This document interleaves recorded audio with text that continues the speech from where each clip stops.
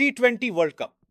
2026 के संदर्भ में अगर ऑस्ट्रेलिया की बल्लेबाजी को गंभीरता से, बिना पुराने नामों और भावनाओं के, सिर्फ आधुनिक टी20 क्रिकेट की जरूरतों के चश्मे से देखा जाए तो यह टीम साफ तौर पर उस सोच का प्रतीक बनकर सामने आती है जहां औसत से ज्यादा स्ट्राइक रेट, लंबे टिकने से ज्यादा लगातार दबाव और सुरक्षित बल्लेबाजी से ज्यादा मैच छीनने वाली मानसिकता को प्राथमिकता दी जाती है। और इसी सोच की झलक ऑस्ट्रेलिया की संभावित बल्लेबाजी लाइन अप के हर खिलाड़ी में दिखाई देती है, जिसकी शुरुआत शीर्ष क्रम से होती है, जहां ट्रेविस हेड को ऑस्ट्रेलिया का सबसे बड़ा टी20 हथियार माना जा रहा है, क्योंकि हेड का टी20 अंतरराष्ट्रीय औसत लगभग 28 से 30 के बीच रहता है, जो देखने में भले ही असाधारण न लगे, लेकिन जब इसी औसत के साथ उनका स्ट्राइक रेट 150 से ऊपर जाता है तो यह साफ हो जाता है कि वो गेंदों की गिनती नहीं बल्कि गेंदबाज की इज्जत की गिनती करते हैं। हेड पावर प्ले को बचाने नहीं बल्कि वहीं मैच को एक तरफा करने की सोच के साथ खेलते हैं, और यही वजह है कि वो 25 गेंदों में 45 रन बनाकर आउट होने से कभी नहीं डरते, क्योंकि उनका काम नींव रखना नहीं बल्कि विस्फोट करना है।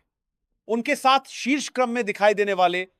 मैथ्यू शॉट ऑस्ट्रेलियाई टी20 प्रणाली के ऐसे बल्लेबाज हैं जो सुर्खियों में कम रहते हैं लेकिन टीम की योजना का अहम हिस्सा होते हैं। शॉट का औसत लगभग 24 से 26 के आसपास है, लेकिन 145 से ऊपर का स्ट्राइक रेट यह बताता है कि वो गेंदबाज पर लगातार दबाव बनाए रखने में माहिर हैं और पावर प्ले के बाद भी रन गति को गिरने नहीं देते। इसके बाद मध्यक्रम में ऑस्ट्रेलिया की बल्लेबाजी की असली रीढ़ बनते हैं कप्तान मिचेल मार्श, जिनका टी20 औसत लगभग 30 से 35 के बीच और स्ट्राइक रेट 135 से 140 के आसपास रहता है। मार्श की सबसे बड़ी खूबी यह है कि वो अकेले ऐसे बल्लेबाज हैं जो ऑस्ट्रेलिया की इस आक्रामक इकाई में संतुलन लेकर आते हैं, क्योंकि वो जरूरत पड़ने पर पारी को थाम सकते हैं, विकेट गिरने की स्थिति में रन रेट को नियंत्रण में रख सकते हैं, और जैसे ही हालात उनके पक्ष में आते हैं तुरंत गियर बदलकर गेंदबाजों को बैकफुट पर धकेल देते हैं। मार्श का रोल इस टीम में सिर्फ रन बनाना नहीं बल्कि बाकी हिटर को खुलकर खेलने की आजादी देना भी है। इसके बाद अगर टी20 क्रिकेट के सबसे खतरनाक और अप्रत्याशित बल्लेबाजों की बात की जाए तो ग्लेन मैक्सवेल का नाम अपने आप सामने आ जाता है। मैक्सवेल का औसत लगभग 28 से 30 के बीच रहता है, जो आंकड़ों में सामान्य लग सकता है, लेकिन 155 से 160 के आसपास का उनका स्ट्राइक रेट यह साबित करता है कि वह टी20 क्रिकेट में औसत के नियमों को नहीं मानते। मैक्सवेल का खेल इस प्रारूप की उस सच्चाई को उजागर करता है कि एक खिलाड़ी अगर 12 गेंदों में 30 रन बना देता है तो वह 30 गेंदों में 35 रन बनाने वाले बल्लेबाज से कहीं ज्यादा मूल्यवान हो जाता है। और यही वजह है कि ऑस्ट्रेलिया उन्हें हमेशा ऐसे समय पर भेजता है जब मैच का रुख बदला जा सकता हो। इसके बाद समापन विभाग में ऑस्ट्रेलिया की सबसे बड़ी ताकत के रूप में उभरते हैं टिम डेविड, जिनका औसत टी20 अंतरराष्ट्रीय में 36 का और स्ट्राइक रेट 165 से 170 का रहता है, जो उन्हें दुनिया के सबसे विस्फोटक फिनिशर्स की कतार में खड़ा कर देता है। टिम डेविड उन बल्लेबाजों में शामिल हैं जो आखिरी 5 ओवरों में गेंदबाज को सेट होने का मौका ही नहीं देते और हर गेंद को मैच खत्म करने का जरिया मानते हैं। उनके साथ इस चरण में अहम भूमिका निभाते हैं मार्कस स्टोइनिस, जिनका औसत लगभग 30 और स्ट्राइक रेट 145 से 150 के आसपास रहता है। स्टोइनिस की खास बात यह है कि वो ताकत और अनुभव का ऐसा मिश्रण है जो दबाव में भी अपना खेल नहीं बदलते। विकेटकीपर बल्लेबाज के रूप में जोश इंग्लिस ऑस्ट्रेलिया के लिए एक बेहद अहम कड़ी बन चुके हैं। इंग्लिस का औसत लगभग 28 से 30